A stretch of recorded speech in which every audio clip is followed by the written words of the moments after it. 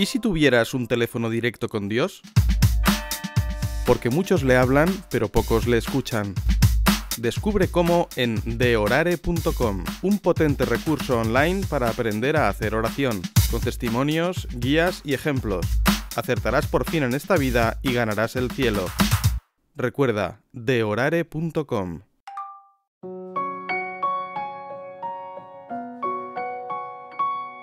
Canal Rezar en Familia. Muy buenas, una vez más, bienvenidos a nuestro canal de podcast Rezar en Familia. Como siempre, con invitados especiales, y esta vez nos hemos traído nada más y nada menos que a José Ramón Aillón. Muy buenas, José Ramón. Alex, muy buenas. No soy un invitado especial, soy un viejo amigo de la casa. Muy bien, muy bien. Bueno, me alegra mucho esta confianza, pero eres un invitado especial, debemos reconocerlo, porque al menos eres famoso, porque has escrito muchísimos libros, es un conocido escritor, muchos lo conoceréis por alguna de sus obras, probablemente o por algo que haya dicho en algún sitio, ¿verdad? Porque vas por muchos sitios hablando. Sí, soy un charlatán y desde hace muchos años escribo libros y a veces los libros hacen pensar a la gente que eres un experto, que sabes, pero tampoco es así, porque muchos amigos míos son muy sabios y saben muchísimas cosas, pero al no escribir no les conoce nadie. No queda constancia, ¿no? Claro, entonces tú escribes y cuando escribes pues ya tienes ahí un altavoz interesantísimo. Bueno, por presentar un poco al personaje, si alguien no lo conocía ya, porque nunca se sabe, José Ramón Aillón nació en Cantabria, eres cántabro, ¿no, verdad? En 1955, tiene actualmente 69 años, estás a punto de los 70, pero aún te queda. Bueno, yo estoy asombrado de cómo lo rápido que pasa el tiempo, ¿no? Porque de repente, o sea, eres una persona relativamente joven durante muchos años y de repente dices, ahí va, pero si voy a cumplir 70 años, ¿cómo ha sido esto posible? Con tiempo, a base de tiempo y esfuerzo. Bueno, pues José Ramón es filósofo y escritor, es español, está licenciado en Filosofía y Letras por la Universidad de Oviedo, es especialista universitario en bioética por la Universidad de Valladolid, ha sido profesor de Antropología Filosófica y Ética en la Universidad de Montevideo y en la Universidad de Navarra. ¿Lo he dicho bien? ¿Es correcto? Es correcto. Seguramente me dejo algunas cosas, pero a modo de resumen... Mejor que te dejes. Vale.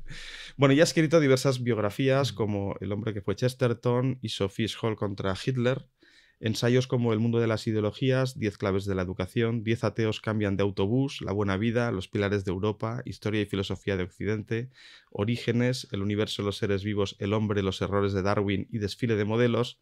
Y entre sus novelas, por ejemplo, está la de Querido Bruto, que es una novela histórica, le apasiona la historia de Roma, ¿verdad? Así es.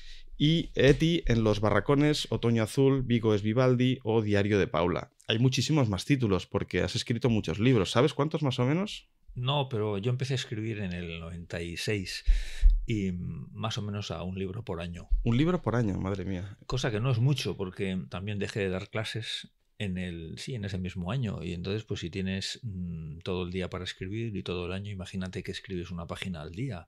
Eso son 65 páginas al año. Bueno, menos quitando los días de fiesta, pero son 300 páginas al año. Eso es un libro. Entonces, claro, y si no escribes una página al día, eres un poco inútil, no estás justificando tu trabajo. Bueno, es una manera muy constructiva de verlo, la verdad. Bueno, en cualquier caso, no nos ha revelado el número exacto de libros, lo podemos cada uno calcular. No, es que no lo sé. Pero es verdad que son muchos. Yo aquí tengo una lista y la lista es muy larga. Bueno, en cualquier caso, aparte de escribir, también es conferenciante y desarrolla, entre otros temas, pues la radiografía ética de la conducta humana, la educación de la conciencia, el control racional del placer, la inteligencia emocional, la amistad o el misterio del sufrimiento, entre muchos otros temas. Bueno, son temas de antropología seria, o sea, que es la esencia, la naturaleza, los fundamentos del ser humano, de la conducta humana y de la educación. Entonces ahí entra todo eso, entra la trascendencia, el materialismo, entra el sentido del dolor, el sentido de la vida, entra la libertad, la conciencia moral, todo eso. Claro, en el tema de la antropología humana, y si lo relacionas ya en la educación, tocas cualquier tema, es interesante. Son temas interesantes de por sí.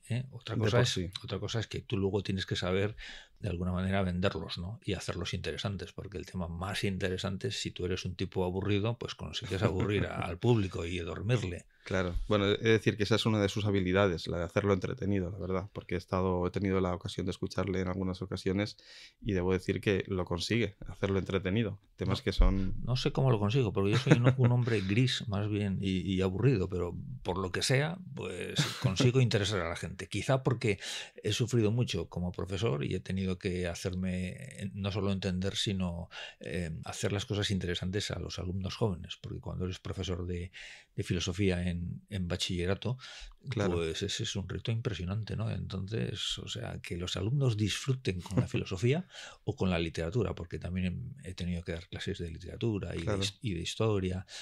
Y ese era un reto, ¿no? Y era un reto también profesional, porque tú no te puedes permitir el lujo de, teniendo en tus manos la formación intelectual seria de 30 o de 60, depende, todos los años de personas jóvenes, no puedes permitirte el lujo de hacerlo mal. Claro. Porque tienes una oportunidad impresionante de formar su personalidad, su cabeza.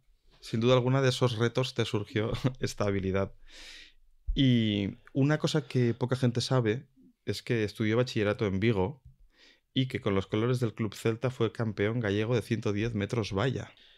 Bueno, pero eso es normal. Todo el mundo tiene alguna habilidad. A uno le gusta mucho el ajedrez. En mi caso, ¿Te sigue gustando el me atletismo? gustaba mucho el atletismo. Bueno, me sigue gustando, pero hace muchos años que ya no lo practico, claro. Si ahora tuviera que saltar una valla, pues me iría directamente a la UBI. Bueno, en cualquier caso, visto muy por encima el perfil y dicho todo lo que hemos comentado, vamos a hablar con él de un tema que ha desarrollado en uno de sus recientes libros, que es El mundo de las ideologías, donde José Ramón nos expresa lo fundamental de cada una de las corrientes ideológicas que en el occidente moderno pues ha ido gestando desde las más antiguas como el liberalismo o el marxismo hasta las más recientes como son la ideología de género o el ecologismo. Y vale la pena también resaltar que hay una ligazón que une todas estas ideologías y que se concreta en 3 características comunes, como son que supeditan la realidad al prejuicio, que se basan en la absolutización de una idea, ya sea de nación, de libertad o de igualdad, y que prometen un mundo feliz que nunca llega, bloqueado ese mundo feliz por las revoluciones previas que siempre se exigen, curiosamente, ¿no? ¿Quieres apuntar algo de este concepto o empiezo por una primera pregunta? Empieza, dispara. ¿Qué es una ideología? Una ideología es una filosofía. Ahora tú me preguntas, bueno, ¿y por qué todas las filosofías no son ideologías? ¿Por qué de todas las filosofías que hay solo unas pocas son ideologías? Y yo te digo, pues porque es una filosofía con una característica muy peculiar. La mayor parte de las filosofías, o todas, casi todas han pretendido entender el mundo, desde Sócrates y los filósofos griegos. Entender el mundo, una cosmovisión. Desde la Ilustración francesa y su correspondiente revolución, pues nacen unas filosofías que no quieren entender el mundo, sino transformarlo. Y transformarlo rápidamente y en profundidad. Con algún interés, se entiende. Ahora vamos. Ah, vale. Una transformación rápida y en profundidad técnicamente se llama revolución. Por lo tanto, las ideologías se pueden definir muy bien con 2 palabras: filosofías revolucionarias. El primero que lo explica de esta manera es Marx, que es uno de los grandes ideólogos, cuando dice: todas las filosofías han intentado entender el mundo, pero el marxismo, no le interesa nada entender el mundo, lo que quiere es cambiarlo, transformarlo. Y luego, fíjate, añade: el marxismo es algo tan práctico como sembrar y cosechar patatas, Kartoffeln. Sí, lo dice así. Entonces, no se puede expresar mejor. Tú dices, con una finalidad concreta, porque si no quieren entender el mundo, ¿qué es lo que quieren? Pues, como te decía, transformarlo. Pero esa transformación está ligada al afán de poder. Es decir, no se entiende la ideología si no se entiende que lo que buscan es el poder en todos sus aspectos: el poder económico, el poder militar, el poder social, el poder cultural y, por supuesto, el poder político, porque del poder político van a derivar Claro. los demás.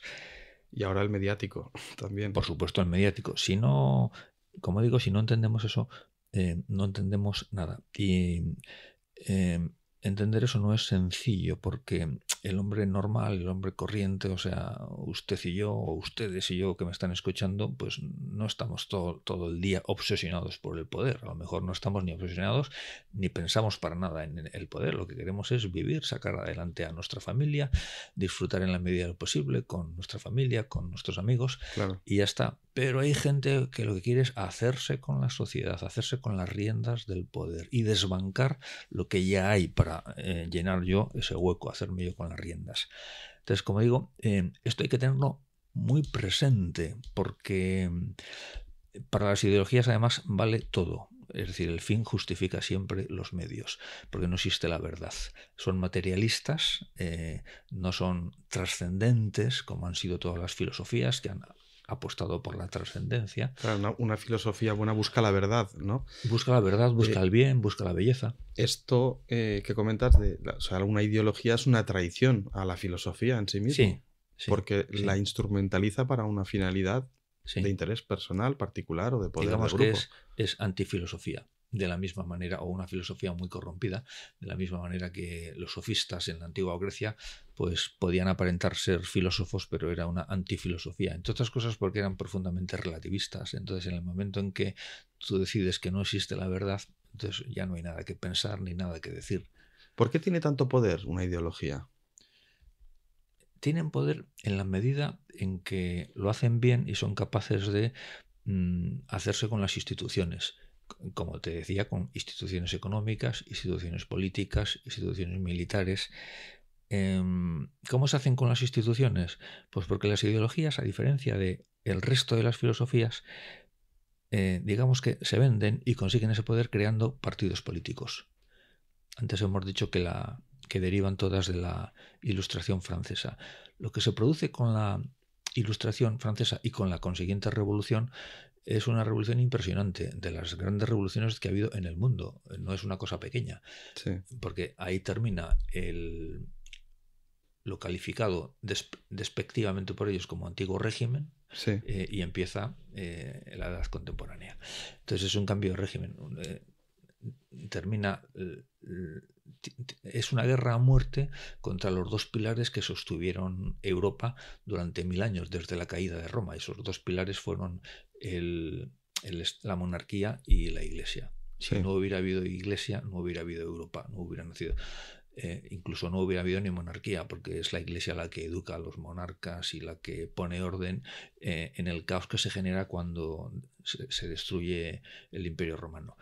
Entonces, contra esos dos pilares, que también tenían mucho que reformar, porque también habían acumulado demasiado poder, a veces iban incluso juntos y entonces se duplicaba el poder. Claro. Había que ganar ciertas libertades porque no había demasiada libertad ni de pensamiento, ni de expresión, ni de conciencia. O sea, esas cosas eran claramente mejorables. Claro. Aunque tenían logros impresionantes, ¿no? Pues el antiguo régimen acabó con la esclavitud, hizo que no se hundiera una civilización como la grecorromana, sino que la reflotaron al cabo de los siglos.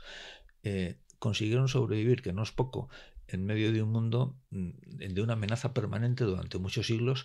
Los vikingos, los magiares, los eslavos, los musulmanes. Entonces, Europa estuvo atenazada durante, por lo menos, desde el siglo V hasta el siglo X, por todos estos pueblos extranjeros. En circunstancias normales deberían de haber muerto, y no una vez, sino varias, ¿no? Y sin embargo, pues resistieron misteriosamente, y parte de esa resistencia se le debe precisamente a la organización que supieron dar a la sociedad los monjes, los obispos y los reyes. Claro, ahí supongo que en esas épocas hubo una convivencia. Bueno, digamos que la responsabilidad recaía sobre una serie de personas y hubo una convivencia a la par entre gente que lo hacía bien y algunos que igual debían andar desencaminados o realizaron algún abuso de poder, como comentabas, porque Bueno, el eso sistema podía ser claramente mejorable en algunos aspectos. no, eso es connatural Pero a eso forma a la parte de la, condición humana. de la condición Sí, humana, eso, efectivamente. nadie es perfecto, como decía Willy Wilder, ¿verdad? Claro, Y las épocas no son perfectas, los sistemas de gobierno tampoco, la iglesia tampoco. claro, pero lo que iba a decir es que fruto igual de esa necesidad de mejora que algunas personas podían percibir, se aprovecharon algunos ideólogos para suscitar lo que diríamos coloquialmente un mal ambiente, ¿no? Eso por supuesto. De todas formas, tu pregunta era ¿cómo consiguen el poder? El Sí, poder lo consiguen por medio de los partidos políticos. Cuando la Revolución Francesa acaba con la monarquía, en una monarquía no hay partidos políticos, hay un Consejo de Estado y unos ministerios, sí, pero es el rey el que manda. Y más en una monarquía absoluta, ¿no? En claro. los tiempos del absolutismo. Cuando desaparece la monarquía, ¿cómo nos organizamos? O sea, aparece la república, pero en la república, ¿cómo se gestiona esto? Pues grupos de poder, o sea, Claro, partidos tienen que dar la políticos. representación de la soberanía Partidos a políticos través de los que ya partidos. estaban inventados, al menos en Roma. En la República Romana, claro que había partidos políticos, más que en Grecia, pero el invento, la democracia es un invento muy antiguo y la gestión de ese gobierno también es un invento muy antiguo, los partidos, ¿no? Todos los partidos se profesionalizan mucho en la época contemporánea, ya digo, con la revolución. Entonces, todas las ideologías crean su partido político, le mandan un banderín de enganche y de ahí consiguen votos y por medio de los votos eso es poder. Entonces ahí tienes partidos liberales, tienes partidos... Porque no hemos dicho cuáles son las Sí, principales ideologías. ahora vamos a eso. Entonces, pero el liberalismo es una ideología y monta el socialismo es una ideología y monta sus partidos políticos. El comunismo es una ideología y monta sus partidos políticos. El ecologismo, así todas. Dime, vamos a enumerar un momento las principales ideologías, porque hay ideologías y subideologías, ¿no? Pero las principales que tú trabajas en tus conferencias empiezan con la Revolución Francesa, ¿correcto? Bueno, a ver, cuando explico en clase estos temas, suelo preguntar a los alumnos, digo, bueno, una ideología es esto, muchachos, una filosofía revolucionaria. ¿Cuántas puede haber? Y me dicen, pues, no sé, habrá cientos o miles. Digo, no, solo hay una docena. Entonces, pues, ponen cara de asombro y me preguntan, ¿y usted las conoce? Para ellos es un misterio misterioso esto de las... ¿Y usted las conoce? Digo, pues claro que las conozco, ¿cómo no las voy a conocer? ¿Y nos las puede contar? Digo, Bueno, sí, esa era una pregunta que te quería hacer. Digo, claro, para eso me pagan. Claro, y es precisamente los jóvenes de ahora, cuando tú das una conferencia o les das una clase, ¿cómo responden cuando les revelas la realidad de la influencia que tiene una ideología en la sociedad actual? ¿Se sorprenden? ¿No se lo creen? A ver, creérselo se lo creen porque ellos se dan cuenta que tú sabes y ellos no saben nada. Entonces, sí, eso es... Bueno, ya lo saben desde hace a lo mejor muchos meses, ¿no? Cuando llegamos a las ideologías ya llevan meses dándose cuenta de que no sé nada, absolutamente, como Sócrates, solo sé que no sé nada. Claro. Y sobre todo cuando tú se lo armas y les puedes decir que esto que estoy diciendo lo podéis comprobar en estos libros, lo podéis comprobar en Google, si tecleáis y tal. Entonces ellos ya saben perfectamente que tú no les engañas y que no puedes engañarles porque todo está a la vista en Wikipedia, Referenciado y claro, está referenciado. Entonces, muchos de ellos, la conclusión al final del curso es, profesor, tengo la impresión de que a mí me han estado engañando durante muchos años.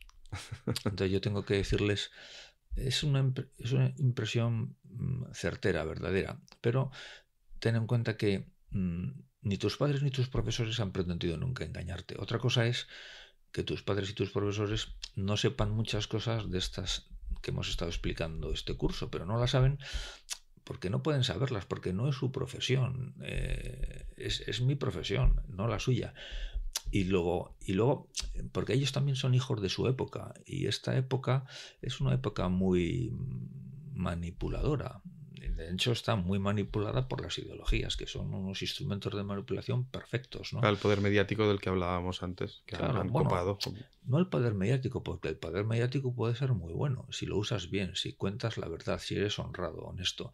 Pero el poder mediático, si no hay reglas y si el fin justifica los medios, yo miento como un campeón. Claro, y si además lo tienen monopolizado, pues todavía más. Claro. Sí, sí, efectivamente. Entonces, cada vez que un alumno me dice, tanto aquí como en Hispanoamérica, porque tengo que ir muchas veces a países hispanoamericanos, después de unas clases sobre este asunto me dice, tengo la impresión de que a mí me está engañando durante años, yo digo, esto está muy bien, o sea, perfecto, porque Vamos bien, ¿no? vamos bien porque estamos creando ciudadanos críticos, Claro. a los que luego ya va a ser más difícil engañarles, porque de entrada van a dudar y van a decir, cuidado, a ver, esto no coincide con... Es que eso es uno de los grandes males que nos aqueja ahora, que es el dar por sentado casi todo lo que te venden. Bueno, pero eso es un... A ver, La verdad oficial, ¿no? De lo políticamente correcto. el que miente tiene una parte de responsabilidad y el engañado tiene otra parte de responsabilidad porque de alguna manera se deja engañar. O sea, porque tú ya sabes perfectamente que la televisión mienten como campeones, ¿no? Y que los telediarios y los informativos, tú ya sabes porque les has pillado muchísimas veces, ¿no? Entonces, si te siguen engañando es porque tú te dejas. Sí. O porque eres partidario de... que a veces Claro. también tomar partido de por algo, por alguien o por un partido, a veces ya da por sentado que todo lo que dice ese partido o esas personas ya es verdad. Bueno, y además en España somos muy... Que ese es el papel del hooligan, porque yo creo que ahora los partidos políticos lo que han conseguido es crear una amalgama de seguidores que son hooligans realmente y que se insultan en las redes sociales, se insultan en público, en manifestaciones, es decir, los mueven como títeres sin criterio. Eso me gusta, eso de los hooligans, efectivamente, eso es así. Claro, es un mal que nos aqueja porque esos hooligans tienen voto, toman parte y no tienen criterio porque aceptan por verdad todo lo que les dan. Por eso lo primero que hay que hacer es dudar del propio sistema. ¿Y usted es demócrata? No especialmente. Como Sócrates no era demócrata, Claro. porque la democracia le llevó a la muerte, sí, injustamente, como Platón no era demócrata, como Aristóteles tampoco. O sea, la democracia es buena cuando está en manos de buena gente. Por eso a los griegos les interesaba muchísimo la ética, Claro. Educar a la ciudadanía. En manos de buenos ciudadanos la democracia funciona. En manos de gente corrompida la democracia se corrompe. Efectivamente. Bueno, eso en general en todos los regímenes. Claro. ¿No? Pero bueno, volvemos a las ideologías. Tú empiezas hablando de la Ilustración y tienes a Voltaire como figura un poco de referencia de este periodo, que sería desde el 1694 a 1770 y pico, 78, ¿no? Bueno, tengo ahí a Voltaire y a Rousseau. Son como los grandes ideólogos de la Ilustración, de la modernidad, tanto en lo político como en lo cultural. ¿Qué tiene de malo la Ilustración? Pues tiene... Tú fíjate que ellos... A ver, vamos a distinguir... O el peligro de la Ilustración. Bien, vamos a distinguir Ilustración francesa, que no es ni la alemana, ni la portuguesa, ni la española, ni la americana. La Ilustración francesa tiene de malo que es violenta. Es decir, que si no piensas como yo... guillotina. O guillotina, horca, ahogamiento en el Loira, fusilamiento o te vamos a deportar fuera del país. Eran las 5 formas que tenían y son capaces de provocar una guerra civil contra la mitad del país, bueno, contra una parte del país, la parte noroccidental, contra la Vendée. Entonces, desde el principio, eso es una gigantesca farsa, pero es una farsa criminal, porque la pagas con la vida, si no estás de acuerdo. Y es una farsa porque tú me estás vendiendo a mí libertad, igualdad, fraternidad. Y yo digo, genial, aplaudo. Lo que no te... Pero claro, eso no es verdad, porque es libertad, igualdad, fraternidad y guillotina. Pero en el momento en que usted mete la guillotina, todo lo anterior ha caído. Claro. O sea, ¿de qué libertad me está hablando? ¿De qué igualdad? ¿De qué? Entonces es una gigantesca farsa, que luego además corta la cabeza al rey y a la reina, a María Antonieta, para llamar a un tipo que se llama Napoleón, porque se les va de las manos el asunto y tiene que venir un tipo a imponer la paz, pero la paz a cañonazos, claro. Y entonces llega Napoleón y por supuesto que impone la paz, pero aquello es una carnicería. Y luego en Francia, y luego no solo eso, sino que además Napoleón es un imperialista de libro y acaba llevando la guerra a media Europa. Entonces uno podía pensar, ¿qué se le ha perdido a Napoleón en España, en Portugal, en Italia, en Austria, en Polonia, en Rusia? No se le ha perdido nada. Pero es un imperialista. Al final, el tipo se corona emperador. Primero cónsul, después cónsul vitalicio, y como eso le queda pequeño, pues ¿por qué no voy a ser emperador? Y a sus hermanos a todos los nombra reyes de diferentes reinos europeos. Ahí está la farsa. Es decir, yo corto la cabeza al rey porque no quiero más monarquía y yo me corono emperador. Pero qué tomadura de pelo gigantesca es. Claro.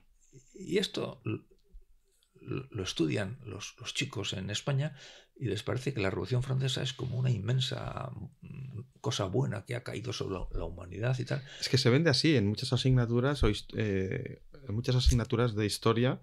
Los profesores venden y los libros de texto venden la Revolución Francesa como un gran logro de la humanidad. Efectivamente, entonces tiene cosas buenas, indudablemente, porque ya te digo, había que conquistar ciertas libertades que estaban bastante mermadas, ¿no? Pero tiene otras cosas terroríficas. Hay un baño de sangre que supone, si tú preguntas, ¿cuántos cadáveres durante las guerras napoleónicas, que fueron 15 años, de 1800 a 1815?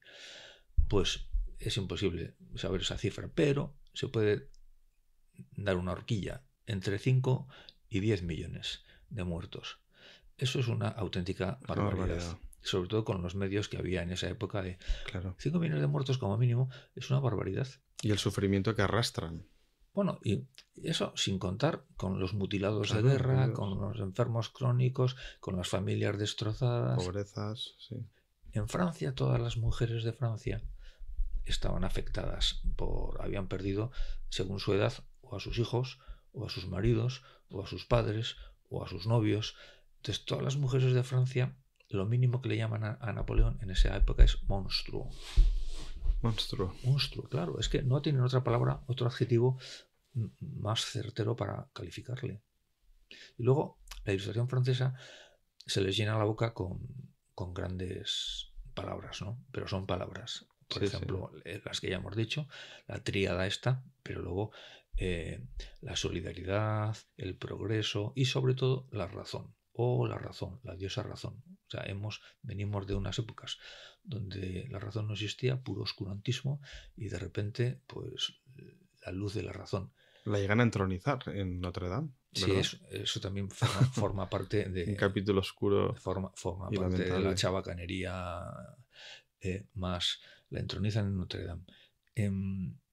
Y uno puede pensar, pero vamos a ver, es que, ¿cómo pueden ser tan prepotentes esta gente como para decir, nosotros la razón y antes de nosotros nada? Toda la filosofía medieval, hay ahí un pensamiento increíblemente poderoso, y toda la filosofía griega y romana, sobre todo la griega, es increíblemente... Y fíjate que no he hablado de la filosofía, la barroca, los padres de la ciencia, y en parte de la Kepler, Galileo, Descartes, Leibniz, Newton. ¿Esta gente nunca ha pensado? ¿No han pensado nunca? Bien, o sea, hay que ser... La universidad es un invento de lo que ellos llaman la oscura Edad Media. La universidad es uno de los hitos fundamentales, si no el fundamental, en lo que es la historia de la cultura universal.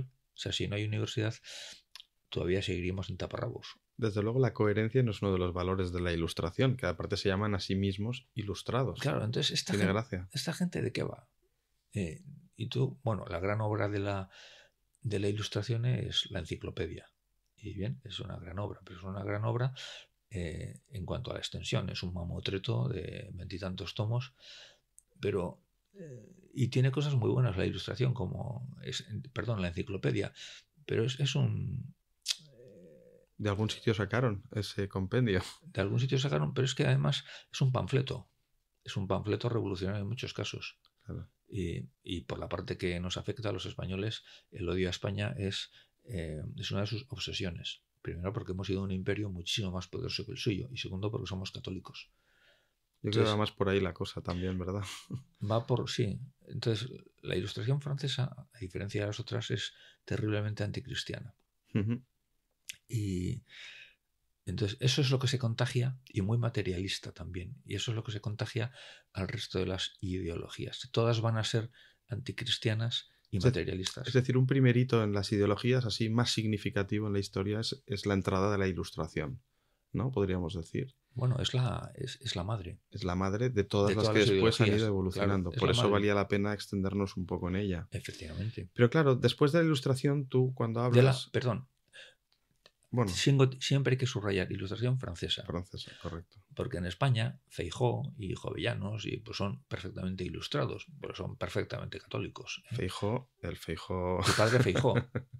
El padre Feijó, claro. Es que Sí. para mí el Feijó político no existe. Claro, no, lo digo por si alguien se equivoca, que no piense No, que hablamos del Feijó actual, sino del Feijó de la Ilustración.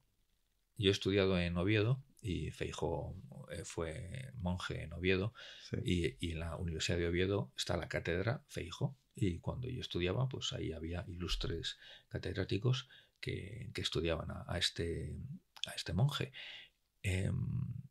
Uno de las grandes cabezas del siglo XVIII-XIX Por eso las español. diferencias de la Ilustración francesa.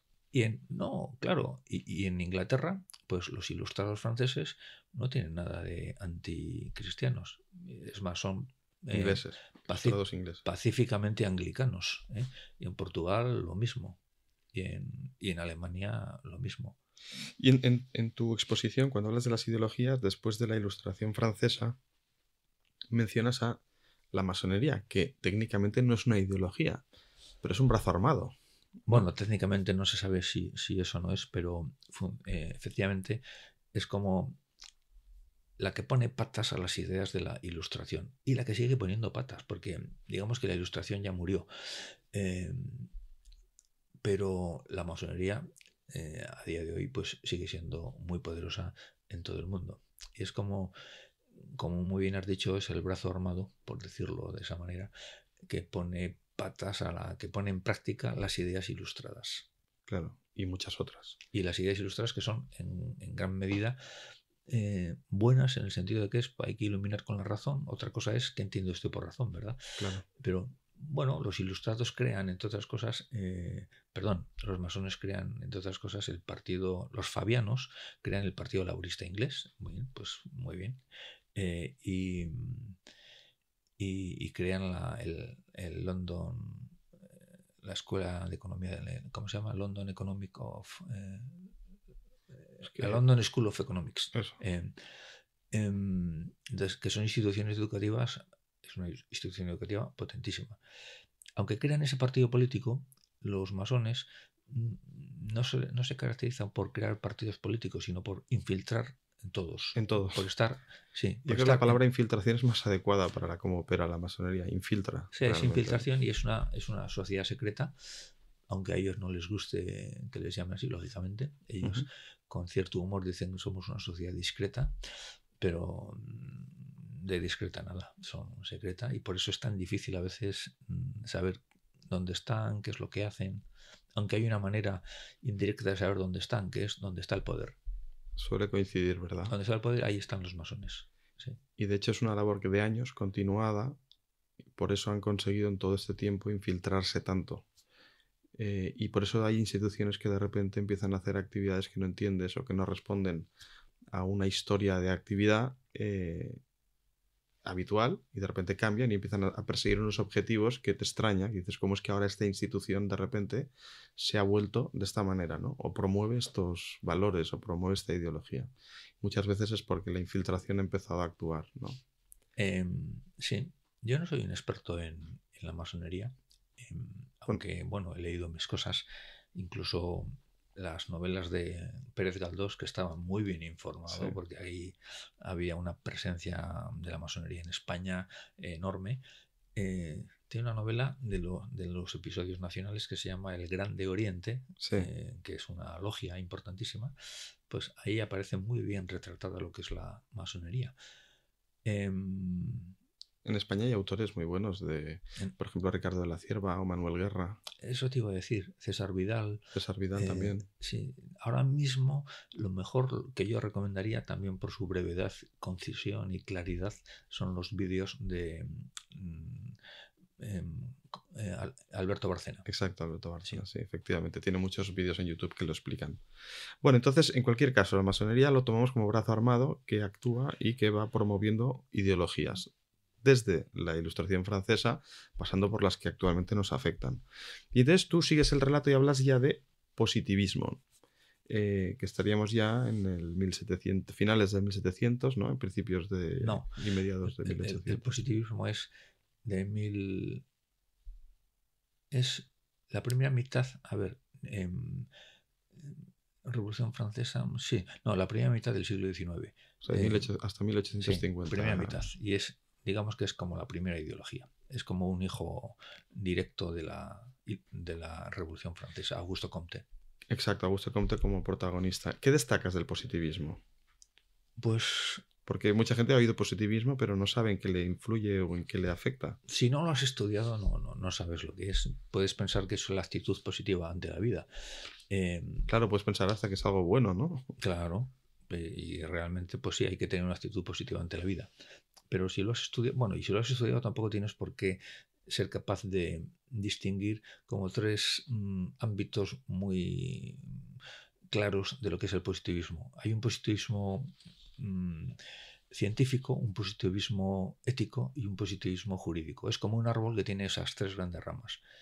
El positivismo científico te dice que verdad es lo que dice la ciencia y que fuera de la ciencia no hay verdad. Bien, este es un gravísimo error. Claro, porque si la ciencia no puede explicar algo, porque claro, por eso no es verdad. La ciencia llega hasta donde llega y la ciencia llega al mundo material, pero el mundo es mucho más que materia. Y luego la ciencia, todos sabemos que la ciencia se equivoca y canta, pero vamos, canta la traviata sí. en cantidad de ocasiones. En muchos casos, sí. Bien, por lo tanto, eso es una tontería. Pero eso ha calado, ojo, ha calado, claro. Y entonces la ciencia tiene como un prestigio impresionante y la asocia solo de, es que esto es científico. Digo, bueno, ¿y qué me estás diciendo? Es como si me dices que esto es artístico o que esto es ético o que esto... La verdad no tiene que ver. Claro, porque muchas veces este punto lo contraponen con la fe, porque dicen que la fe no existe porque no es demostrable. Cuando Dios no es demostrable, no existe. Es decir, es lo malo. El veneno del positivismo estaría allí, en lo que a la fe se refiere, ¿no? Sí, bueno, que sí, que no es demostrable, que no es empírico tampoco. Pero claro, lo empírico es una cosa muy pobre, porque lo empírico es que por ahí están pasando dos personas y yo soy capaz de decir dos personas, dos, pero no sé nada más. Eso, decir dos, que es exacto, no me dice nada sobre cómo son esas personas, cuál es su mundo interior, qué están pensando. Todos los métodos de investigación empírica, científica, no me dicen nada sobre qué es lo que estás pensando tú, ni yo, ni qué es lo que estás sintiendo. Todos los métodos de investigación científica del mundo. Entonces, claro, desconocer eso es desconocer mucho. Claro. Y como esto, pues hay muchísimas otras cosas. Eso en cuanto al científico. Después hablabas del ético. El positivismo ético te dice que es bueno lo que piensa o dice la mayoría. Entonces, esto es otro grave error. Claro, está confundiendo la ética con la sociología. Que la sociología te dice esto es lo que hay, lo que piensa la sociedad. Pero la ética te dice, no, esto es lo que hay, pero lo que debería de haber a lo mejor es otra cosa, porque a lo mejor la sociedad o el conjunto de la gente está equivocada en este planteamiento, ¿no? Claro, una mayoría puede estar equivocada, no porque sea mayoría quiere decir que está acertada. Puede no, estamos constantemente equivocándonos, ¿no? Votando a quien no hay que votar, o si quieres, hemos sido esclavistas, hemos sido machistas, hemos sido 20.000 cosas, ¿no? Y todo aceptado por mayoría y pacíficamente, pero era una gran equivocación y por supuesto hemos pensado que la Tierra era plana y 20.000 cosas, ¿no? Claro. Y creíamos que existía el éter y el flogisto y el no sé qué, no existía nada de eso. Y luego hablabas del jurídico. El positivismo jurídico es algo parecido, bueno, no es parecido, pero es justo lo que dice el legislador. En realidad es al revés. El legislador tiene que adecuarse a lo que sea justo, ¿no?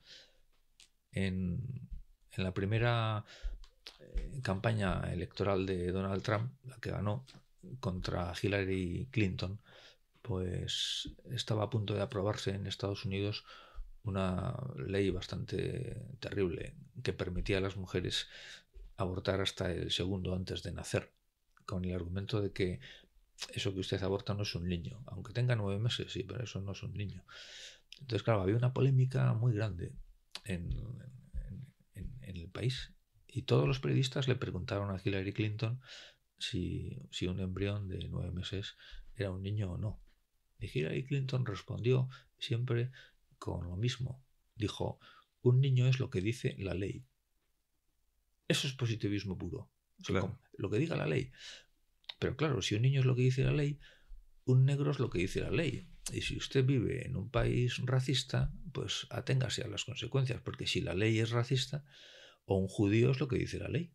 Y si usted tiene la mala suerte de vivir en un país antisemita como los alemanes y tal, pues lo sentimos por usted, porque un judío es lo que dice la ley. Claro, en la época del nazismo era legal, eso forma parte No, de la y ley. ahora mismo hay leyes pues, que son y que pueden ser y que pueden seguir siendo profundamente inhumanas. Porque como se decreta la eutanasia, pues ya verás tú. Claro. Y muchas cosas. Sí, sí, está claro, está claro. Vale, pues el positivismo es un veneno ya grave que ha calado y muy profundo por lo que vemos, porque estos ejemplos son muy cercanos de lo que comentamos, ¿no? No todo lo legal es moral, ni todo lo moral es legal. Y en cambio el positivismo da de lleno contra eso, ¿no? Y del positivismo pasamos ya al liberalismo, que juega mucho la partida en el ámbito económico, si no me equivoco, que ya está situado pues alrededor de 1723 cuando empieza, ¿no? La figura que tienes referencia es Adam Smith y hasta finales del 1700, ¿no? 1790 más o menos. ¿Qué destacarías del liberalismo? Liberalismo es lo que destacaría, lo mismo que su vertiente económica, que es el capitalismo, destacaría la ambigüedad del concepto, porque es amplísimo. Entonces, hasta el punto de que se puede decir, el liberalismo es una ideología, sí, pero también no. O sea, si cumple los requisitos que hemos dicho de las ideologías, que persiguen una utopía, te la venden como si aquello fuera lo máximo del mundo y tal, divinizan su concepto, como es la libertad por encima de todo, por encima de la moral, por encima de las leyes. En ese sentido, sí es una ideología, claro. Pero si es un liberalismo razonable, pues no es una ideología, es una forma de entender la vida desde la libertad, y eso es muy positivo. De hecho, El capitalismo salvaje se anclaría aquí. claro, de hecho es el primer capitalismo, es el que nace con la Revolución Francesa. Con la Revolución Industrial. Sí. O sea, el capitalismo es un fenómeno muy ligado a la Revolución Industrial. Muy ligado significa que la Revolución Industrial es, por una parte, efecto del capitalismo y a su vez también es causa, es ambas cosas. No así los socialismos, el socialismo solo es un efecto de la revolución industrial, no es la causa. Claro. Pero el liberalismo sí, es parte, o sea, esas ideas liberales, el libre comercio, la libre iniciativa, la libertad de empresa, son las que crean un tipo de sociedad emergente donde muy activa económicamente. Aquí en Cataluña clarísimamente se ve, ¿no? Pero Sí. de las regiones más donde más ha progresado el mundo de la empresa en España y casi en Europa también. Entonces es el fruto de la libertad. Hay gente que concibe la libertad como de forma un poco patatera. Mi libertad acaba donde empieza tu libertad, o mi libertad termina donde empieza la tuya. Sí. Bien. Eso es verdad, pero digo, es un razonamiento un poco muy pobre, ¿no? ratonil, muy pobre, porque podríamos decir al contrario, mi libertad con la tuya y con la del otro y con la del otro y con la del otro se suma. Y con esa suma de libertades, pues fíjate lo que podemos conseguir. Eso es el progreso, ¿no? Claro. Unión de libertades con los mismos objetivos. Claro, equilibrio, construcción, y apoyo. Y esa unión, ¿cómo se consigue? Por medio de las leyes, de leyes justas, de leyes inteligentes. De hecho, un papa fue el que plantó un poco la caña al liberalismo salvaje, al capitalismo salvaje. Claro, ese liberalismo salvaje, que es el primero, porque es el que provoca el proletariado, el que provoca bolsas de pobreza y de marginación impresionantes en Europa y en América. Ahí tienes la novela de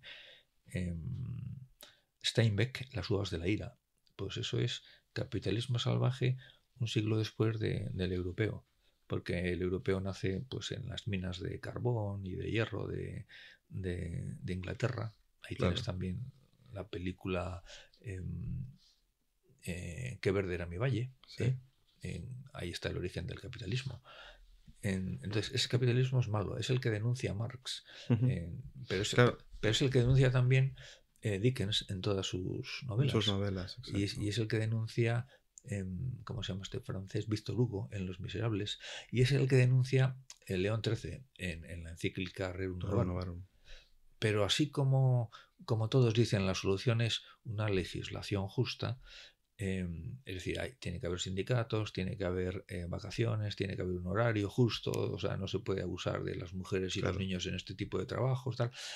No, el empresario no puede despedir a la gente tiene que haber derecho a la huelga. Así como eso se puede conseguir con leyes justas, Marx dice, no, hay que cortar por lo sano. La lucha armada, la lucha de clases y lucha armada, con lo cual es mucho peor el remedio que la enfermedad. Claro, es que ahí entramos en la siguiente ideología, que es la del comunismo, Claro. cuyo padre es Karl Marx. Pero es curioso que, fruto de una injusticia que ha provocado una ideología, en este caso el liberalismo, con el capitalismo salvaje, aprovecha esa circunstancia para generar una nueva ideología que vuelve a someter otra vez a la humanidad Sí. y la engaña y le vende una promesa que es imposible. Y en el caso del comunismo, que podríamos decir que es una de las ideologías que más muertos ha provocado, ¿no? Estamos hablando No, de es la que más. la que más, con diferencia, y que sigue todavía, Sin además. ninguna duda. Solo entre la China de Mao y la Rusia de Lenin y Stalin ya tienen 100 millones de 100 muertos. millones de muertos, es que Que se dice pronto. es una barbaridad. Es una barbaridad. Y los que siguen en países que todavía se llaman y los democracias marxistas. Bueno, y el sufrimiento indescriptible de cantidad de gente que se ve privada de las libertades más fundamentales. Entonces el comunismo, que es muy grave. Solo lo que hizo Stalin en Ucrania, como, Sí. para luego no entender a los ucranianos, ¿no? Cuando explicas lo de Ucrania, bueno, si quieres apúntalo porque la gente se queda clavada en el asiento cuando lo cuentas.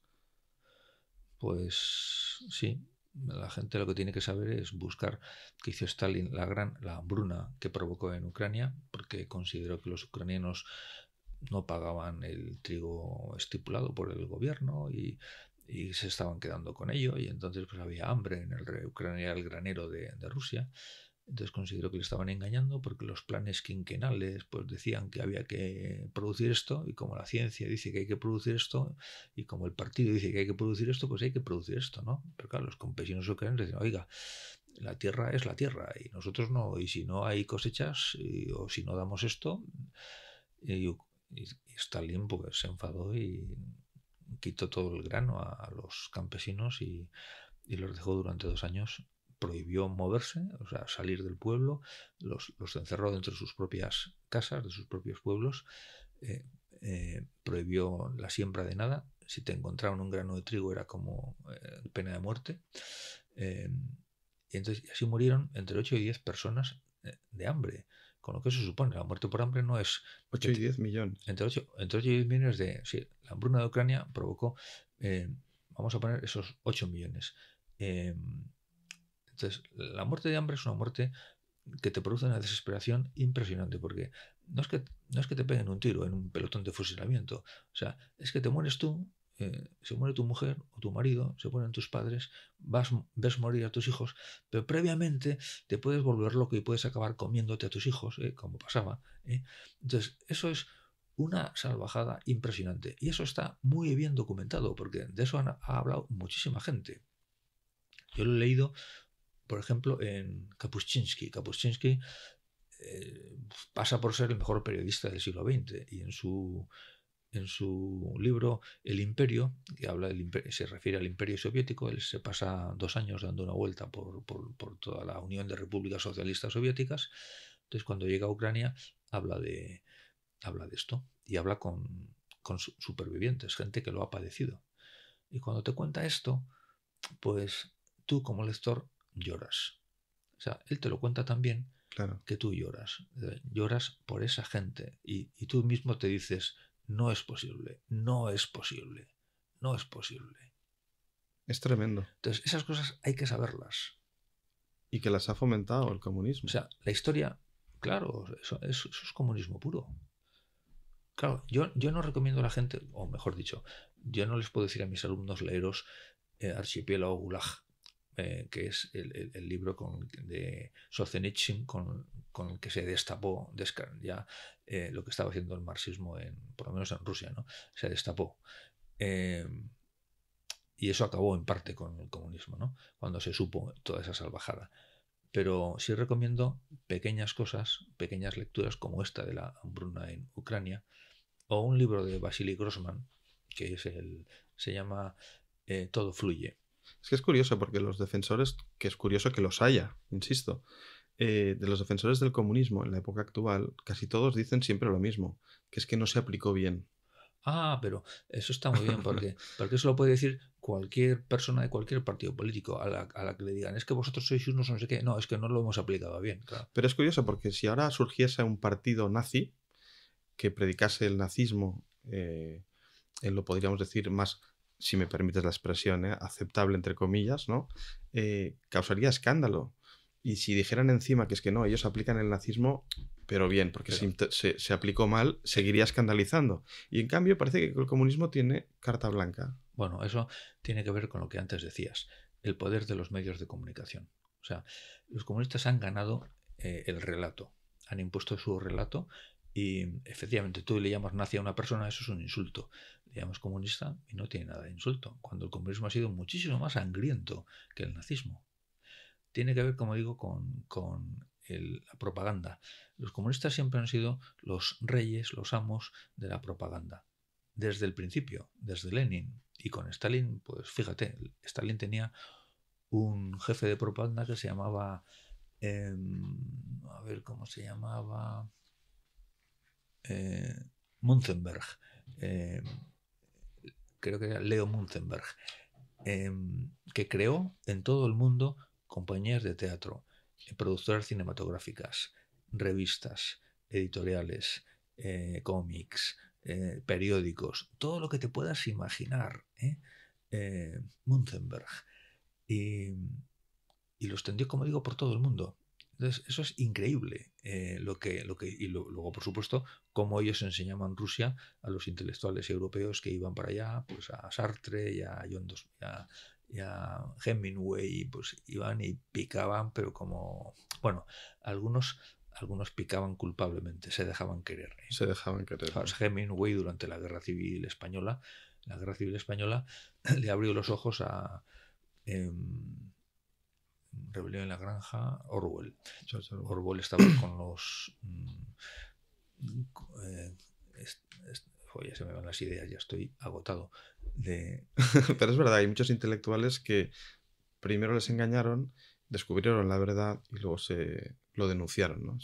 Eso es muy habitual. Orwell estaba con los anarquistas en Barcelona, precisamente, y entonces se dio cuenta de la mentira absoluta que era la izquierda comunista, ¿no? Entonces lo denunció y de ahí salió el famoso libro Rebelión en la Granja. Vale, bueno, y entonces del comunismo, que podríamos estar hablando mucho rato, pasamos ya a la ideología del nacionalismo, que se manifiesta o se materializa de muchas formas distintas, pero al final siempre es lo mismo, es una supremacía racial sobre otro. De ahí nace la injusticia, ¿no? Que provoca. Es decir, alguien se cree por encima de otro por el hecho de una justificación de ámbito nacionalista. Sí, cuando hablamos de nacionalismo no estamos hablando de amor a la patria, porque toda la gente ha amado a su patria, ¿verdad? Desde los comienzos de la humanidad. Claro. Estamos hablando de una amor a la patria que es excluyente y que es violento. O sea, que es yo amo a mi patria, pero odio a lo que no es mi patria. Odio a mis vecinos y además si puedo voy a acabar con ellos y voy a extender mi patria sobre sus cenizas. El máximo exponente es el partido nazi, podríamos decir, ¿no? Con todo lo que provocó, pero ha habido muchos más. Bueno, a ver, nacionalistas en este sentido violentos, cantidad de pueblos. Pero hay muchos, sí. Cantidad de pueblos a lo largo de la historia. La guerra es eso. En el fondo la guerra es, bueno, no siempre, porque muchas veces necesitas sobrevivir, pasas hambre. Los germanos, por ejemplo, Sí. la avalancha de germanos en el Imperio Romano, desde el siglo III al V, pues no eran nacionalistas y desde luego ellos no querían hacerse con el Imperio Romano, sabían que era imposible. O sea, ¿dónde voy yo, que soy un pobre hombre, a hacerme con el Imperio Romano? Lo que querían era estar bajo el paraguas del imperio y disfrutar como podíamos disfrutar en el Imperio Romano al sur del Rin y del Danubio y sobre todo en la cuenca del Mediterráneo.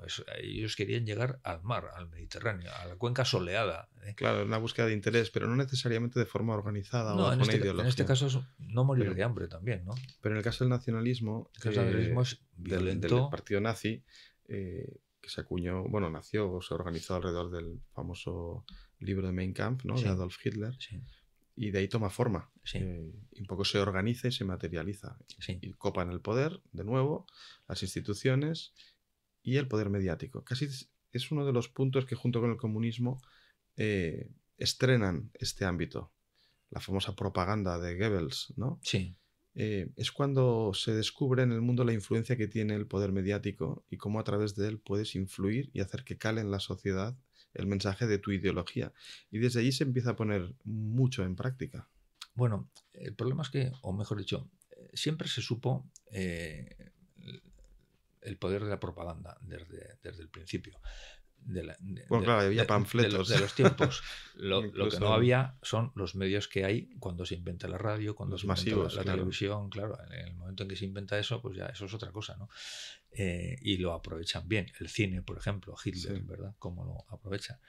Pero bueno, hablar de nacionalismo en España es relativamente sencillo porque aquí vivimos en un país con dos fortísimos nacionalismos, ¿no? Muy virulentos, que además lo hacen realmente bien, en el sentido de que son muy nacionalistas y no son tontos, ¿no?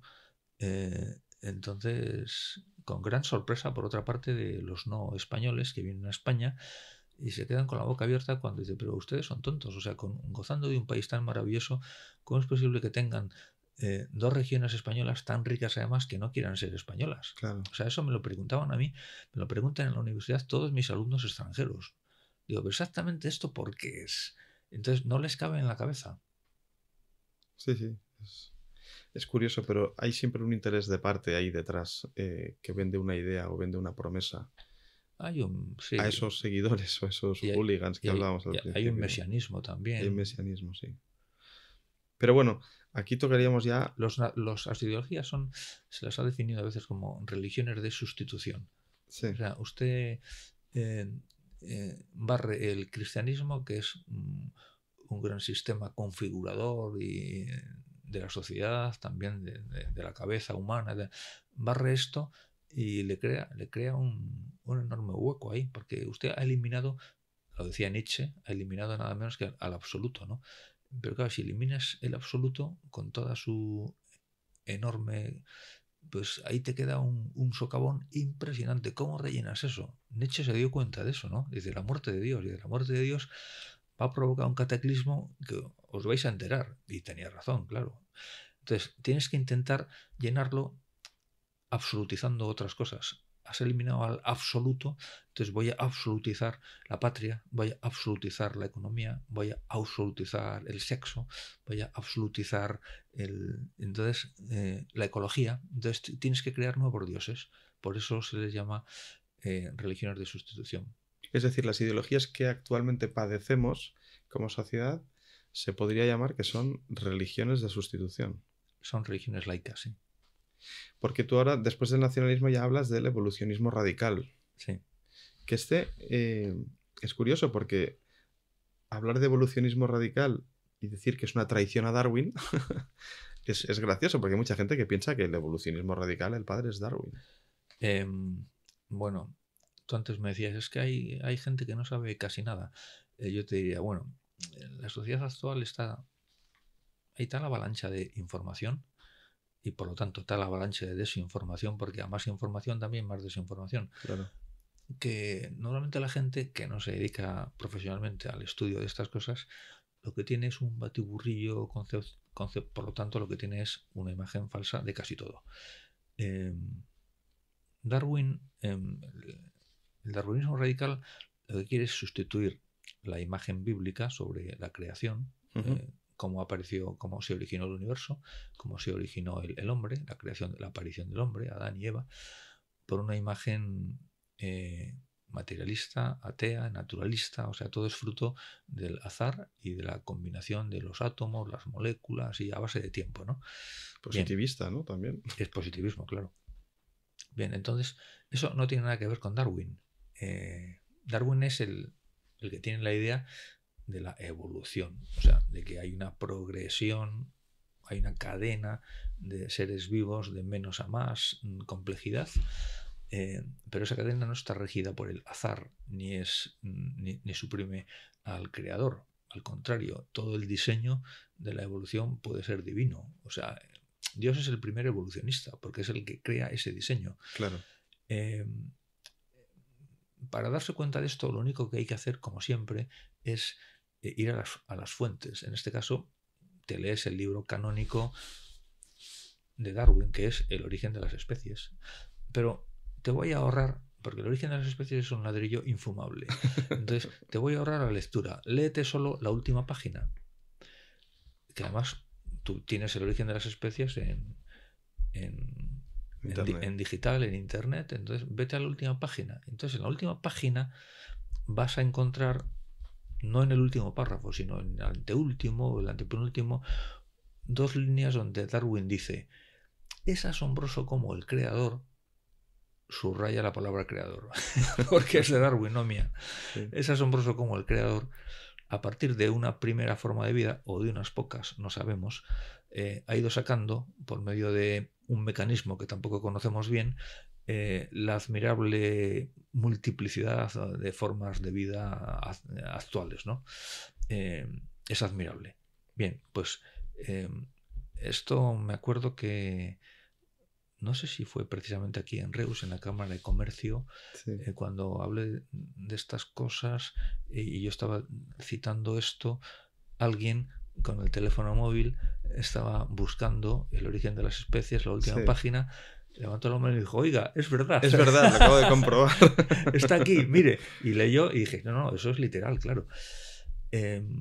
Son las ventajas de tener a mano internet y... Claro. Por lo mismo que cuando dices...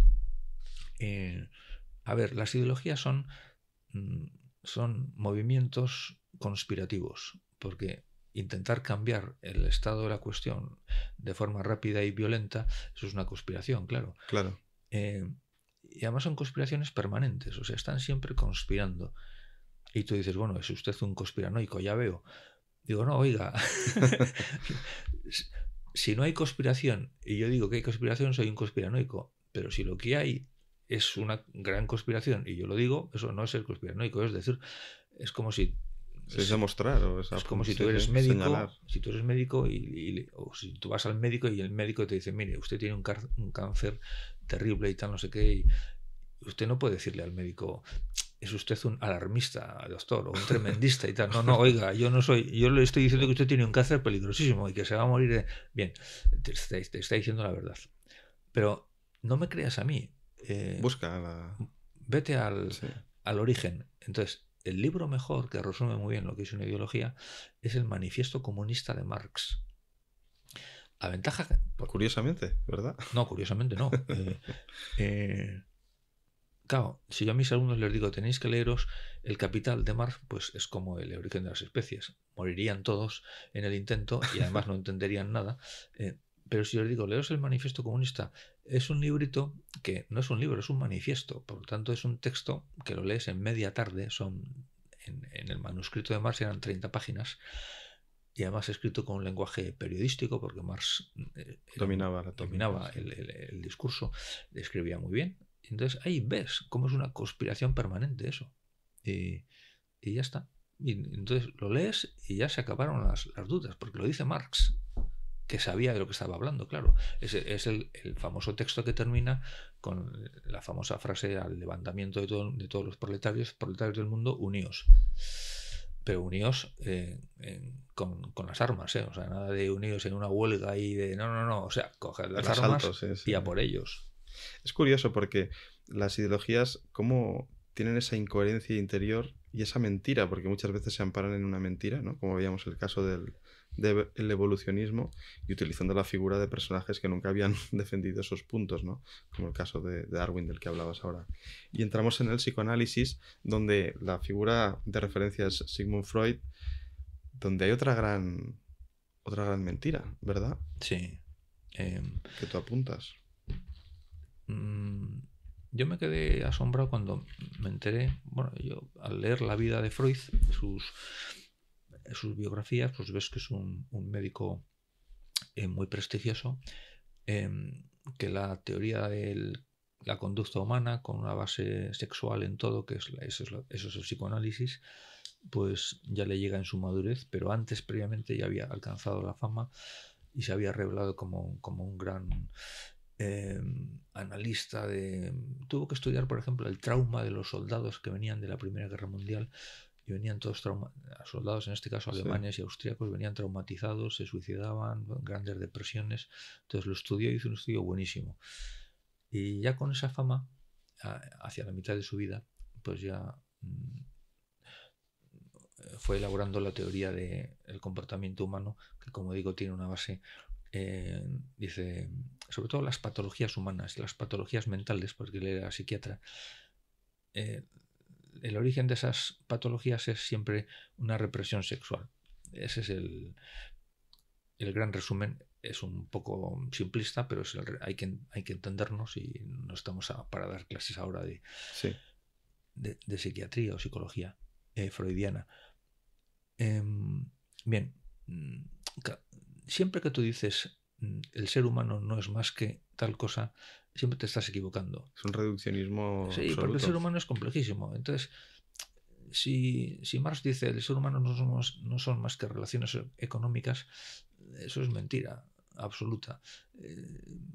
Si dices, y además lo ves en los grandes líderes de la humanidad, pues la mayoría no se han movido por móviles económicos. Otra cosa es que la economía sea necesaria, ¿no? Pero es necesaria como es necesario el suelo que estás pisando, ¿no? Claro. O el alimento o el sueño. Y si tú dices, no, el ser humano sobre todo es sexualidad y tal, te equivocas. El ser humano es voluntad de poder, como dicen ahí ciertas ideologías también, como pues es que te equivocas. No es solamente esto, no, el solamente no existe. El ser humano es muy complejo y todas sus motivaciones están reunidas. Y bien, entonces, pero tú no puedes decirle a Freud, usted se equivoca, porque el ser humano es mucho más complejo que eso. Porque Freud te dice, oiga, yo soy científico, y entonces yo me baso en las historias clínicas. Entonces yo he entrevistado a muchos pacientes con perturbaciones mentales, y lo que he deducido de sus conversaciones es que había una represión sexual o un abuso. Bien, entonces pues bueno, pues te lo tendrás que creer. El problema es que cuando muere Freud, su hija Ana, que trabajaba con él, también era psicoanalista y a su vez ejercía como enfermera, era la que ordenaba las historias clínicas de su padre. Sí. Pues su hija Ana contó la verdad. Y la verdad es que mi padre mentía. Es decir, mi padre era un gran fabulador. Entonces mi padre partía del prejuicio de que tenía que ser la sexualidad o sea, partía de ese sí, es un prejuicio, la realidad tiene que ser así. O sea, a partir del prejuicio construía y a partir del prejuicio el relato yo moldeo la realidad para que coincida con lo que yo quiero decir. Pero eso es lo que hacen todas las ideologías. O sea, la visión que tienen del hombre la meten con calzador dentro del esquema que ellos... La sociedad tiene que ser así, porque así lo es. Por eso no les interesa nada la verdad. Entonces, las historias clínicas de Freud pues son una gran mentira. Pero a mí lo que me escandaliza no es que Freud mintiera, porque mentir, pues... Ha mentido mucha gente. Ha mentido mucha gente. Me escandalizan dos cosas. Primero, que Freud siga manteniendo el prestigio que sigue teniendo ahora mismo, porque cualquier otra persona con una mentira de ese tipo queda hundida. Ya completamente de por vida, descatalogada. absolutamente hundida y por supuesto en la comunidad científica. Freud no es así, sigue gozando de un prestigio impresionante. Segundo, Esto que te estoy contando la gente no lo sabe. Yo se lo cuento a médicos en cursos de bioética y el 100% de los médicos en muchos casos me dicen, oiga, no tenía ni idea de esto que me... Pero eso es verdad. Se quedan a cuadros, ¿no? Se quedan a cuadros. Incluso alguna vez he tenido a un catedrático de psiquiatría de una universidad española que me dijo, oiga, yo soy catedrático de psiquiatría y es la primera vez que oigo semejante acusación. Yo dije, muy bien, no hay ningún problema. Tienen ustedes un móvil, basta con que tecleen en Google Freud historias clínicas. Entonces ahí van a ver todo el tomate, porque esto se sabe, claro. Otra cosa es que no se divulgue, porque no interesa, a quien no le interesa, pero no interesa. Pero usted teclea Freud historias clínicas y luego hablamos. Increíble, como lo de antes que comentabas de Darwin. Bueno, pero ¿qué interés hay en el caso del psicoanálisis y Freud para que esto no se sepa? ¿Qué interés puede buscarse por entidades de influencia para que esto se mantenga así? Bueno, a ver, no nos interesa en absoluto. O sea, nos interesa, digamos, que la sociedad, el pansexualismo, es decir, que todos nademos, o sea, que hay el libertinaje que la sexualidad esté metida hasta el fondo, primero porque todo el mundo quiere ser feliz. Entonces es muy fácil convencer a mucha gente inmadura de que la felicidad va a venir por ahí. Cosa que de eso nada, al contrario, por ahí van a venir patologías, desequilibrios, pero bueno, es muy fácil ese engaño. Segundo, hay mucho dinero por medio. O sea, los negocios más rentables de la humanidad tienen que ver con la explotación del placer y en muchos casos del placer sexual. Ahí tienes la pornografía y la prostitución. El otro es la droga. La farmacología, las drogas, sí. Claro. Pero bueno, ahí tienes dos directamente relacionados con la sexualidad. Tercero, si a ti lo que te interesa es un mundo que no sea en absoluto cristiano, la revolución sexual y el cristianismo, digamos que el cristianismo te predica una virtud de la templanza muy seria, como te la predicaban los estoicos, pero con mucha más fuerza y razón, ¿no? O como te la predicaban los clásicos, la virtud de la templanza desde Homero ya, sí. y por supuesto con Sócrates, pero el cristianismo mucho más, ¿no? Claro, porque el libertinaje sexual al final lo que lleva es a la perversión y al sometimiento de la persona a esos placeres desordenados, ¿no? Sí, y te hace más esclavo. Digamos que esclaviza a la gente. Cualquier adicción esclaviza, ¿verdad? Entonces, a las ideologías les interesa eso, tener corderitos, o sea, gente fácilmente manipulable, porque lo que buscan es, una vez más, el poder. Entonces, no nos interesa que la gente piense mucho, nos interesa tener esclavitos y les vamos a dar nosotros las dosis adecuadas sí. de la droga, entre comillas, que quieren, ¿no? Que necesitan de lo que quieran, ¿eh? La dosis adecuada de libertad y de bienestar y no sé qué, y se lo vamos a vender de esta manera. Y claro, ese libertinaje sexual abre la puerta a la ideología de género, que es ya algo como ya más actual, ¿verdad? Bueno, está en la base de lo que entendemos por segundo y tercer feminismo, ¿no? La segunda ola del feminismo y la tercera, que es la de la ideología de género, está en la base. O sea, o sea, ¿el feminismo sería propiamente la ideología? No. Bueno, el feminismo es ideología, no. El feminismo radical es de mal entendido. No el primer feminismo, que es el de las sufragistas, que dicen, bueno, igualdad de derechos con los hombres y tenemos que poder votar y tenemos que poder tener cuentas corrientes y ser profesoras como los hombres. Tal. Eso por supuesto. Eso sí. por supuesto, eso lo aprobamos todos, lo aplaudimos. Exacto. Pero el segundo feminismo y el tercer feminismo no tienen nada que ver con el primero hasta el punto de que es manipulación llamar a cosas tan diferentes con el mismo nombre. Usted no puede llamar feminismo.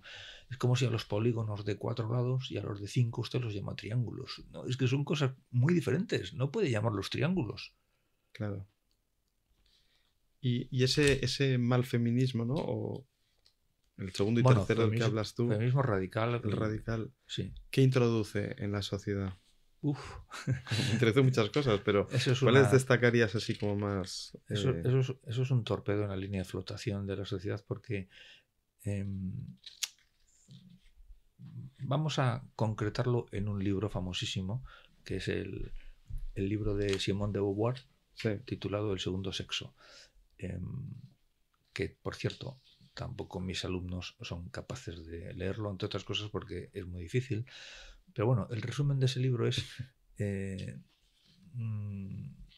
la mujer no nace, se hace. Por lo tanto, ahí está el origen de toda la problemática del transgénero. Luego también está la idea de que el matrimonio es una trampa Claro. para el abuso del macho. Entonces, no te cases. Y si te casas, que puedas divorciarte pasado mañana. Segundo, la familia también es una construcción absolutamente que esclaviza a la mujer. Por lo tanto, nada de familia. Por lo tanto, los hijos tampoco, porque los hijos son una carga insoportable. Por lo tanto, y si te quedas embarazada, pues tienes que poder abortar.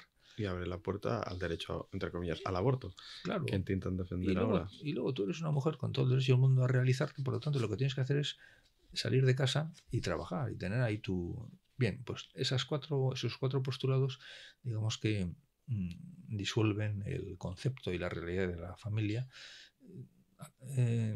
Acabar con la familia o echar abajo la familia o ponerla en una crisis durísima no es cualquier cosa. O sea, no es... O sea, aquí no estamos hablando de la liga de fútbol, de quién la gana o quién pierde. No, aquí estamos hablando de uno de los pilares de toda sociedad, no tampoco de la sociedad europea, sino de cualquier sociedad.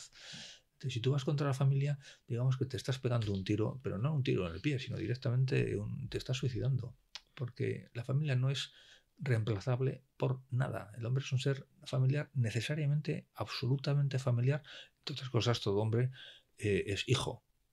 Puedes no ser padre, pero todo hombre es hijo. Sí. Y entonces tiene una dependencia de unos padres, al menos de una madre, impresionante. No durante 2 meses, como puede tener un mamífero, sino durante muchos años. Claro, y es un pilar de resistencia frente a precisamente las influencias de una ideología que quiere imponer algo en la sociedad. Absolutamente. Y cuando hablamos de que las ideologías lo que buscan es imponer algo en el sujeto, si ya lo tienes casi todo conquistado, hay que acabar con la familia. Lo último que te queda, el último bastión es la familia. Y luego también porque la familia es el ámbito natural para transmitir una idea de Dios.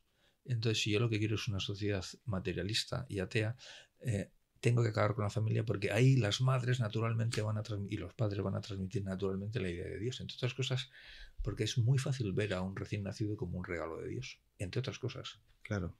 Y porque estás tocando la inocencia y muchas cosas. Caramba. O sea, ya una vez llegados a este bastión de resistencia, por eso tomamos mucha conciencia de que es muy importante defender todo lo que tiene que ver con la familia. Bueno, yo te diría que no es ni mucho ni poco, tiene una importancia absoluta. Absoluta. Absoluta. O sea, ahora mismo una de las mejores cosas que puede hacer cualquier persona mínimamente responsable es dar una seria batalla a favor de la familia. Porque nos estamos jugando muchísimo. Aunque esto que te estás jugando es una cosa pues a medio plazo y o sea, no lo ves de un día para otro, ¿verdad? Pero bueno, ya estás viendo las consecuencias en tu propia sociedad de qué es lo que está pasando con la ruptura de tantísimas uniones. Sí. La gente piensa que el Imperio Romano fue conquistado por los bárbaros. Los bárbaros no hicieron nada, los pobres. El Imperio Romano se hundió cuando se hundió la familia. Entre otras cosas porque si se hunde la familia no nacen romanos. Y si no nacen romanos, las legiones tenemos que llenarlas de mercenarios. Y los mercenarios son los germanos. Entonces hubo un momento donde la mitad de las legiones eran todos soldados extranjeros, que solo tuvieron que dar un pequeño empujón para que Roma se desmoronara. Claro. O sea, es lo que dice, ¿no? Que alguien no hay alguien que gana, sino alguien que pierde muchas veces. Bueno, ¿no? ahí perdieron todos. Vale.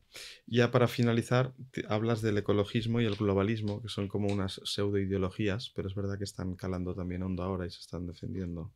Bueno, yo postulados. Sí, cuando escribí el libro hace 7 años, no sabía si el globalismo cuajaría o no.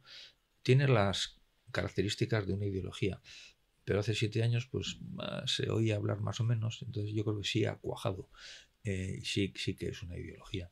Y el ecologismo, desde luego, ya venía de antes, sí que lo es también, claramente. El ecologismo es radical, porque que no estoy hablando ni de la ecología, ni de un ecologismo sano que lleve al respeto a la naturaleza, porque todos respetamos o queremos que se respete la naturaleza, que esté limpia, que no se envenenen los suelos, ni los ríos, Claro. Eso lo quiere todo el mundo, que se cuiden las especies.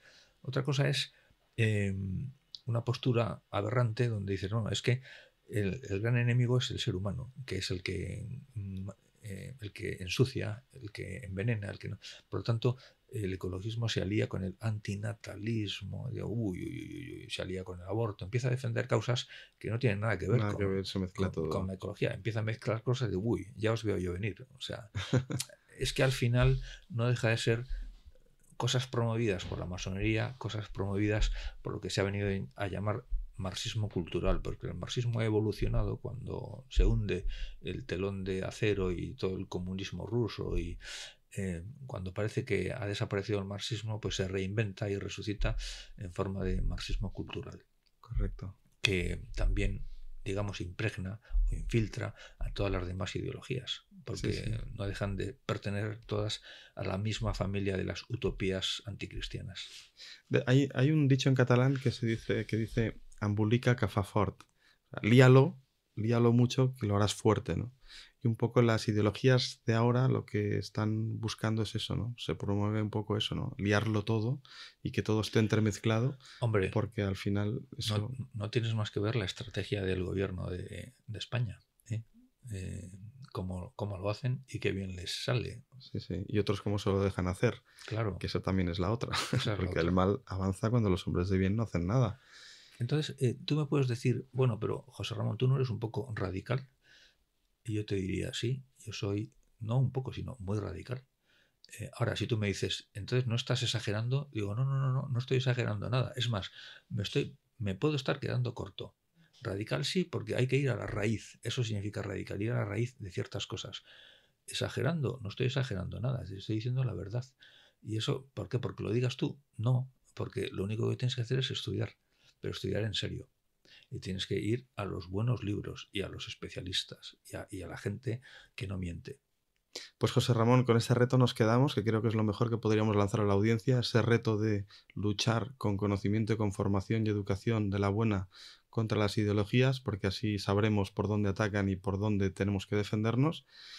Y te agradecemos muchísimo la asistencia a estos micrófonos, todo lo que nos has contado, lo que nos has ayudado y lo que nos ha quedado aquí que nos gustaría poder seguir hablando, pero llevamos ya un buen rato y no podemos seguir abusando de la paciencia de nuestra audiencia. Hombre, yo te agradezco a ti que me des esta oportunidad, esta plataforma, este altavoz, y luego pido disculpas a los oyentes que haya podido dormir, aunque bueno, dormir no es malo, ¿verdad? O sea, no. Si con esto les dormir ayuda también. Facilitado un buen sueño, pues bienvenido sea. O sea que muchas gracias a todos. Bueno, en cualquier caso, muchas gracias José Ramón, muchas gracias a la audiencia por escucharnos. Seguimos aquí, tenemos muchísimas más entrevistas interesantes con personas interesantes y os esperamos en el próximo podcast. Un fuerte abrazo a todos y muchas gracias.